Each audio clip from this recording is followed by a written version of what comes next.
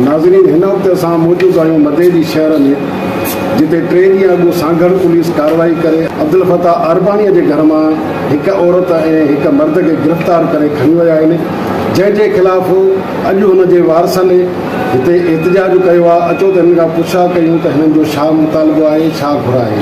न्याणियूं वेठियूं हुयूं घर में। मुंहिंजे हिकिड़े न्याणीअ गुलसमा खे पुछियऊं त गुलसमा केरु आहे? गुलसमा चयो गुलसमा मां आहियां। मुंहिंजे न्याणीअ खे मथे उघाड़े पेड़े उघाड़े हितां वठी विया। मुंहिंजा नंढड़ा बच्चा रोइनि था, न ख़बर आहे न चार आहे, अलाए किथां जी पुलिस आई, अलाए किथे खणी आई मुंहिंजी न्याणीअ खे। असांखे न मिलण था ॾियनि, छा था कनि, असांखे ख़बर ई नथी पए। ख़ुदा करणु मां आलनि अमलदारनि खे ॼाण थी, मुंहिंजी मदद कयो, मुंहिंजी अपील आहे, मुंहिंजी धीउ आहे, मां इंसाफ़ थी घुरां। मां ख़ुदा करणु बसि मुंहिंजी मदद कयो, मुंहिंजो हां तो फाटे, मूंखे पंहिंजे बच्चा मोटाए ॾियो। बेकसूर मुंहिंजा बच्चा आहिनि, भले 5 बच्चनि खां जांच कनि, पर असांखे घटि में घटि मिलण त ॾियनि। असांखे मिलण ई नथा ॾियनि। पुलिस जी खणी वई आहे, असां कुझु ॿुधाइनि था न ॾेखारनि था। असांखे ख़बर त पए नी छो खणी विया आहिनि, छाजे लाइ खणी विया आहिनि।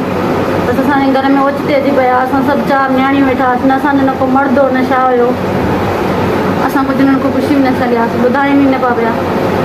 इहो मां पुछण जी कई त मूंखे असांखे ॿुधाइनि बि न पिया। आया बि तकिड़ा, विया बि तकिड़ा। इहो कुझु हुजे हा का मसइले जी ॻाल्हि, FIR निकिरंदी आहे, का ॻाल्हि हूंदी आहे त ॿुधाईंदा त आहिनि। घर में मर्द बि न हुआ, ईअं बसि खणी असांजी भेण हलिया विया। असांखे बसि इंसाफ़ खपे।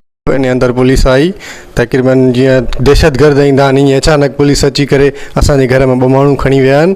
ऐं हिकु औरत हिकु मर्द खणी विया आहिनि। मर्द जेको असां वटि महिमान हुयो, हाणे हींअर अॼु ताईं उन्हनि खे तक़रीबन 2-3 ॾींहं चौथो ॾींहुं आहे, हिन महिल ताईं उन्हनि खे ज़ाहिर न कयो वियो आहे। न असांखे मिलाइनि था पिया, न ॾसनि था, न ॿुधाइनि था।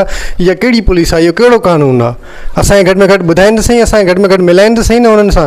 असांखे न मिलाइनि था, न ॾसनि था, ॿुधाइनि था पिया। हे किथां जो इंसाफ़ु आहे? हीअ पुलिस आहे? हे त धाड़ेलनि वांगुरु था अचनि। हे पुलिस आहे? हे कानून आहे?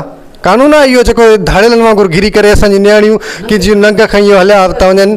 इहे कानून आहे? किथां जो कानून आहे? असांखे इंसाफ़ खपे, असांखे पंहिंजनि माण्हुनि सां मिलणु ॾियनि। नाज़रीन, तव्हां जेके पुलिस सांगड़ खणी वियो आहे हिकु मर्द ऐं औरत खे, उनजे वारसनि जा, उनजे मासूम ॿारनि जा वीचार ॿुधा। हुननि जो चवणु आहे त कहिड़े केस में पुलिस खणी वई आहे उहो असांखे ॿुधायो नथो वञे।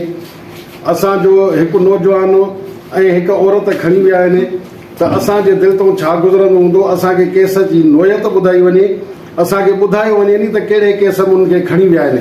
ज़ाहिर कयो वञे, असांखे मिलण बि नथो ॾिनो वञे, उनखे ज़ाहिर बि नथो कयो वञे त किथे खणी विया आहिनि, कहिड़े पोज़ीशन में आहिनि या कहिड़े केस में खणी विया आहिनि।